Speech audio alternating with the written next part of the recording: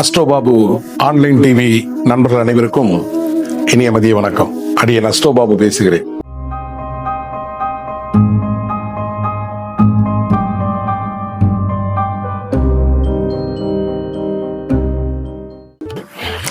இந்த வீடியோ 2 நாட்களுக்கு முன்னால் எனக்கு ஒரு ஜோசியம் பார்க்க ஒரு சின்ன பொண்ணு ஃபோன் பண்ணாங்க.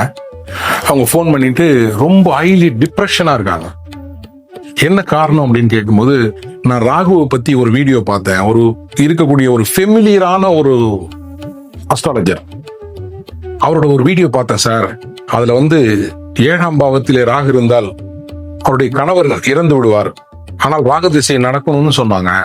எங்க வீட்டுக்காருக்கு ராகு திசை துவங்க போகுது, அவர் 7ஆம் பாவத்துல ராகு, அவர் இறந்துருவாரா அப்படின்னு கேக்குறாங்க. இரண்டாவது, 4ஆம் பாவத்திலே ராகு இருக்கிற பொழுது எனக்கு இன்னொரு அஃபேர் ஏற்படும், நான் போதைக்கு அடிமையாயிடுவேன் அப்படின்ற ஒரு வீடியோ பார்த்தேன். அவருக்கு போட்ட வீடியோ தான் ரெண்டுமே. இது இரண்டுமே எனக்கு ரொம்ப பயமா இருக்கு சார். அந்த பொண்ணு ரொம்ப படபடப்பா பேசுது. நான் ஒரு 3 நாள் அந்த பொண்ணுக்கு எனக்கு தெரிந்த விஷயங்கள் எல்லாத்தையும் பகிர்ந்தேன். அதுல எந்த பிரயோஜனம் இல்லை. கடைசியில நானே இந்த பொண்ணை டாக்டர் கிட்ட போக சொல்றேன். இப்ப இது எதுக்காக சொல்றேன்னா, இன்றைக்கு இருக்கக்கூடிய நிறைய பேருங்க, ஏகப்பட்ட பேருங்க ஏதோ இந்த சமையல் குறிப்பு மாதிரி, அழகு குறிப்பு மாதிரி, வீட்டை சுத்தப்படுத்துவது எவ்வாறு அப்படின்ற மாதிரி, இல்ல தோட்டத்தை சரிப்படுத்துவது எவ்வாறுன்ற மாதிரியே நிறைய பேர் இந்த ஜோதிடத்தை கொண்டு போகிறார்கள். நண்பர்களே, ஜோதிடம் என்பது ஒரு பிரபஞ்ச ரகசியம். உங்களுடைய கட்டமைப்பை சொல்லக்கூடிய ஒரு விஷயம். இது சமையல் குறிப்பு மாதிரி எடுத்துக்க கூடாது. அதே போல ராசி பலன்கள் சார், இன்னைக்கு இந்த ராசிக்கு சொல்லியிருக்கிறாங்க. சனி பெயர்ச்சி பலன்கள் ஒண்ணு சொல்றாங்க. அதே சனி பெயர்ச்சி வக்ரமான வேற பலன் சொல்றாங்க. இந்த சனியும் சனி பெயர்ச்சியும் சனி வக்ரமும் ஒரே வருஷத்துல நிகழுது. அதுக்கு வருஷ பலன்கள் வேற மாதிரி சொல்றாங்க.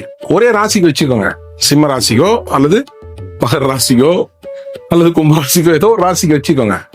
வச்சுக்கிற பொழுது இப்ப வருட பலன்ல சொல்லப்பட்ட பலன்களும், சனி பெயர்ச்சியில சொல்லப்பட்ட பலன்களும், சனியினுடைய வக்கர பயிற்சி பலன்களும் வேற மாதிரி இருக்கு.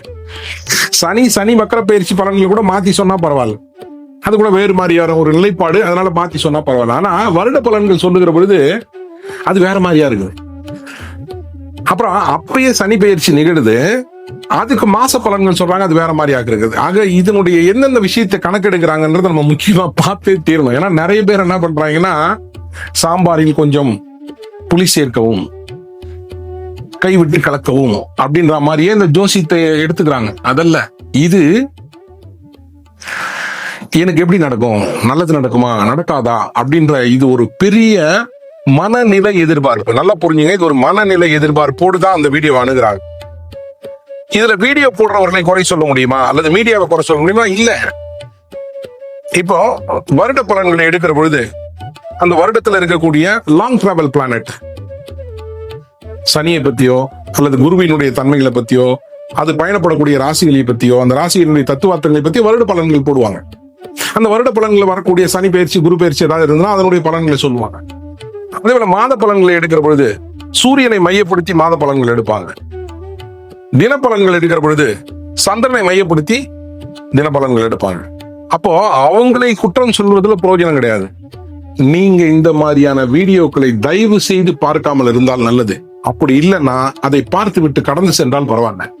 இப்பெல்லாம் வரும்போது, முதல்ல ஜோதிடம் பார்க்க வரும்போது ஜாதகத்தை கையில கொடுத்துட்டு என்னங்கயா எப்படி இருக்கும் அப்படின்னு கேட்பாங்க. ரெண்டாவது, ஜோதிடரை தேடி போய் பார்ப்பாங்க.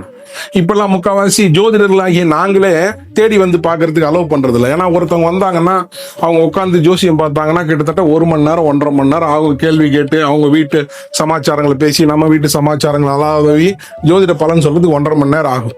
ஆனா இதே ஆன்லைன்ல வந்தாங்கன்னா மேக்சிமம் 20 நிமிஷம், அதுக்குள்ள அவங்க கேள்வி முடிக்கிறோம். அவங்க கேள்வியை க்ளோஸ் பண்ணிடலாம். அவங்க எதுக்கு பார்க்க வந்தாங்களோ அவங்களுக்கு நிறைவேற, அவங்களுக்கு நேரம் இல்லை, எங்களுக்கு நேரம் இல்லை. இப்ப பார்த்தீங்கன்னா ஆன்லைன் ஆயிடுச்சு, போன்லயே பலன் கேட்டுக்கிறாங்க.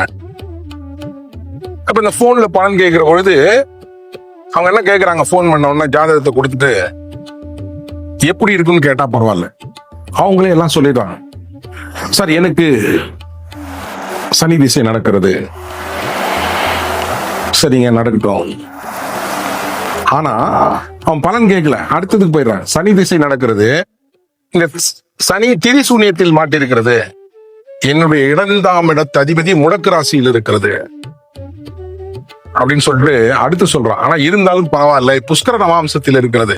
இப்போ இந்த திதிசூனியம், முடக்கு ராசி, புஷ்கர நவாம்சம் இதெல்லாம் படிச்சு முடிக்கிறதுக்கே ஒரு ஜோதிடருக்கு 2 இருந்து 2.5 வருஷம் ஆகும். ஆனா இவங்க ரொம்ப ஈஸியா இதெல்லாம் கண்டுபிடிச்சாங்க. ஏன்னா யூடியூப்ல இருக்குது, மீடியால இருக்குது. முடக்கு ராசினா என்னன்னு இருக்கு, திதிசூனியம்னா என்னன்னு இருக்கு, புஷ்கர நவாம்சம்னா என்ன இருக்கு, அதுக்கு உண்டான பலனை சொல்றாங்க. இவங்களுடைய ஜாதகத்துல ஒப்பிட்டு இவங்களா ஒரு முடிவுக்கு வந்துடுறாங்க. இதெல்லாம் போய் பார்த்து உங்களை நீங்க கன்ஃபியூஸ் பண்ணி உங்களை நீங்க பொல்யூட் பண்ணிக்காதீங்க. அவங்க போடுறாங்களா சார் வீடியோ, அது அவங்களுடைய பிழைப்பு, அவங்க போடுறாங்க. அவர்களுடைய தன்மை, அவர்களுடைய விஷயங்களை அவர்கள் வெளிப்படுத்தி கொண்டு இருக்கிறார்கள். நீங்க எதுக்கு அதுக்குள்ள போறீங்க? உங்களுக்கு ஜோதிடம் பார்க்கணுமா? ஒன்னும் பிரச்சனை இல்லை, ஒரு நல்ல அஸ்ட்ராலஜரை தேர்ந்தெடுங்க, அவர்கிட்ட போங்க, எல்லா டீட்டெயிலும் கேட்டுங்க. இன்றைக்கு தசாபுத்தி எப்படி நடக்கிறது அப்படின்னா அந்த தசாபுத்திக்கு உண்டான எல்லா பலன்களும் அவர் சொல்லுவாரு. நோட்ஸ் எடுத்துக்கங்க, போதுமானது. இதற்கு இடையில் உங்கள் வீட்டில் திருமண நிகழ்வுகள் நடந்தாலோ, அல்லது புது வீடு கட்டினாலோ, அல்லது குழந்தையினுடைய படிப்பை பற்றியோ, இதுக்காக மட்டும் இடையில பார்த்தா போதுமானது. சும்மா ஜாதகம் பார்த்து ஜோசியம் பார்த்து ஒன்னும் ஆக போறது இல்லை.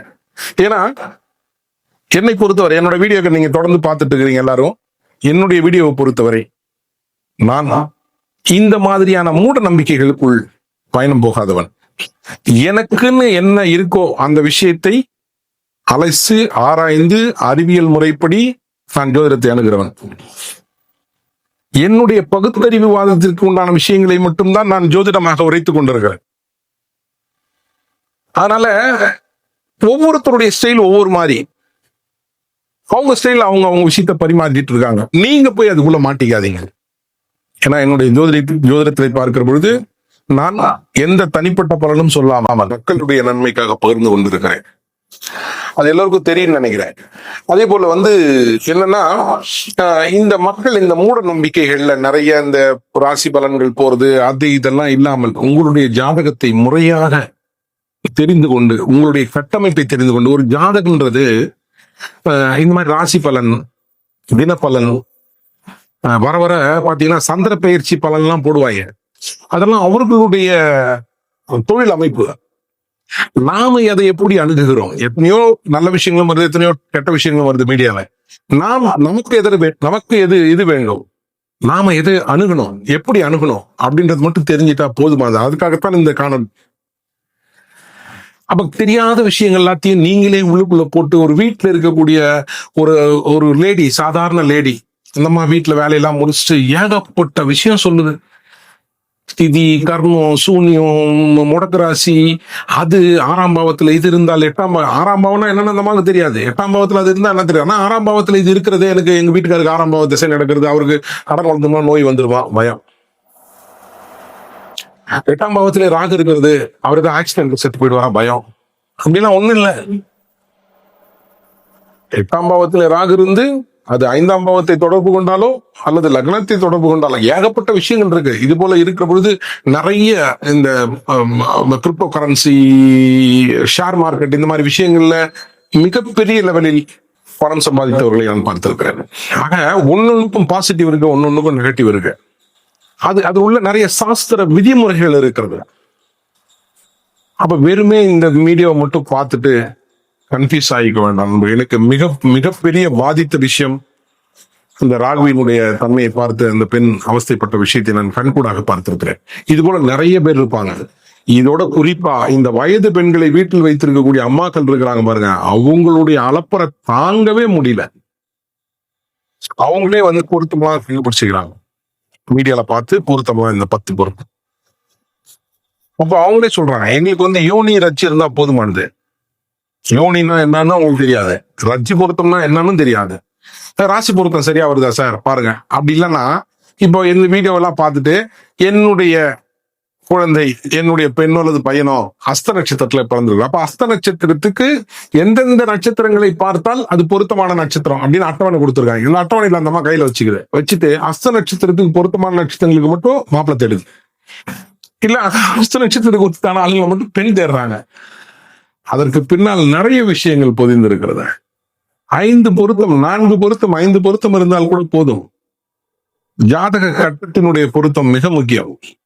அவர்கள் நடக்கக்கூடிய திசா புத்திகள் மிக முக்கியம். பொருத்தம் 10 பொருத்தம் இருக்கிறது. 10 பொருத்தம் தேவையா இல்லையான்றது அது 2வது நம்ம வரக்கூடிய அடுத்த ஒரு காணொலிகள்ல நான் போடுறேன். அப்போ இதை சார்ந்து அவங்களா கன்ஃபியூஸ் ஆயிட்டு நிறைய பேரு இதுக்கு காரணம் வந்து எங்க கூட சொல்லுவாங்க, ஜோதிடர்களால் தான் திருமணங்கள்லாம் தாமதாது. ஜோதிடர்களால இந்த காலங்கள்ல திருமணம் தாமதம் ஆவதில்லை. இந்த மாதிரி அம்மாக்களின் ஆசன் திருமணம் தாமதமாகுது. ஏகப்பட்ட பிரச்சனை. இந்த மாதிரி அவங்களுக்கு முதல்ல இதுக்கெல்லாம் நாங்க விளக்கம் சொல்றதுக்கு சரியா இருக்கு. அப்புறம் தான் அப்புறம் அவங்களுக்கு பலன் சொல்ல முடியுது. இப்ப பலன் சொன்னாலும் சிலவங்க ஒத்துக்க மாட்டாங்க. இல்ல சார், இந்த வீடியோல இவர் அப்படி சொல்லியிருக்காரு சார், இவர் இப்படி சொல்லியிருக்காரு சார், ஏன் சார் இவ்வளவு பெரிய அஸ்ட்ராலஜரு அவரே சொல்லிட்டாரு அப்படின்னு சொல்றாங்க. அப்போ இதெல்லாம் எங்க கெட்டு போய் நாங்க முட்டிக்கிறதுன்னு எனக்கு தெரியல. இந்த மீடியா ஜோதிடத்தை ஒரு சமையல் கலை மாதிரியோ, தோட்டக்கலை மாதிரியோ, அல்லது வீடை அழகுபடுத்துதல் மாதிரியோ, இல்ல நான் ஏதோ ஷார்ட்ஸ் போடுறேங்களே, வீடியோ எல்லாம் போடுறேங்களே, டான்ஸ் ஆடி பாட்டு பாடுற மாதிரிலாம் இந்த ஜோதிடம் இல்லை. ஜோதிடம் என்பது பல கணித முறைகளை உள்ளடக்கியது. ஒரு பாவம் எடுத்தா 117 காரகங்கள் இருக்கிறது. ஒரு கிரகம் எடுத்தா 112 காரகங்கள் இருக்கிறது. எல்லா காரகத்தையும் நீங்க வீடியோல கண்டுபிடிச்சிட முடியாது, மீடியால கண்டுபிடிச்சிட முடியாது. அதற்கென ஒரு சாஸ்திரத்தை படித்து ஒரு மனிதர் ஜோதிடர் என்ற ஒரு அடைமொழியோடு அமர்ந்திருக்கிறார். இப்ப அவர்கிட்ட போகிற பொழுதுதான் இந்த 112 114 காரகங்கள்ல நீங்க பார்த்த உங்களுக்கு நடந்து கொண்டிருக்கக்கூடிய உங்களுடைய ஜாதக அமைப்புகள் எந்த விதமான தன்மையை உங்களுடைய வாழ்க்கையில வெளிப்படுத்தும் அப்படின்றத அவர் சொல்லுவார். அப்பதான் அது சரியாக இருக்கும். ஆகவே நண்பர்களே, இந்த காணொலியை பார்த்து கொண்டிருக்கக்கூடிய அனைத்து என்னுடைய ஃபாலோவர்ஸ் அனைவரையும் நான் வணங்கி கேட்டுக்கொள்கிறேன். தயவு செய்து இந்த மாதிரி வீடியோக்கெல்லாம் பார்க்காதீங்க. இல்ல ஒருவேளை நீங்க ராசி பலன் பாக்குறீங்களா, பார்த்துட்டு போங்க. பார்த்துட்டு சும்மா ஜாலியா கடந்து போயிடுங்க. சிகப்பு கலர் சட்டை போட்டுங்க, பச்சை கலர் சட்டை போட்டுங்க. சார், கருப்பு கலர் கட்சி பேக்கி சொல்லலாம் வச்சிட்டு இருக்கானுங்க சார். இதெல்லாம் ரொம்ப கொடுமையின் உச்சம். கருப்பு கலர் கட்சிப்பு இது வச்சுட்டீங்கன்னா உங்களுக்கு சனி உங்களுடைய பயணிப்பார். சனினா என்ன, அது என்னென்ன விஷயங்களை செய்கிறது, எதுவுமே இல்லாமல் இது மாதிரியான பார்த்து உங்களையும் நீங்க குழப்பிட்டு உங்களுடைய குடும்பத்தாரையும் தயவு செய்து கொடுக்க வேண்டாம் நண்பர்களே. அதனால மீடியால இருக்கக்கூடிய ஜோதிடம் என்பது வேறு, நிதர்சனமான ஜோதிடம் என்பது வேறு. உங்களை தெளிவுபடுத்திக் கொள்வதற்காகவே இந்த காணொளி. மீண்டும் மற்றொரு காணொளி உங்களை சந்திக்கும் வரை உங்களிடமிருந்து விடைபெறுவது உங்கள் அன்பு ஆஸ்ட்ரோ பாபு. நன்றி, வணக்கம்.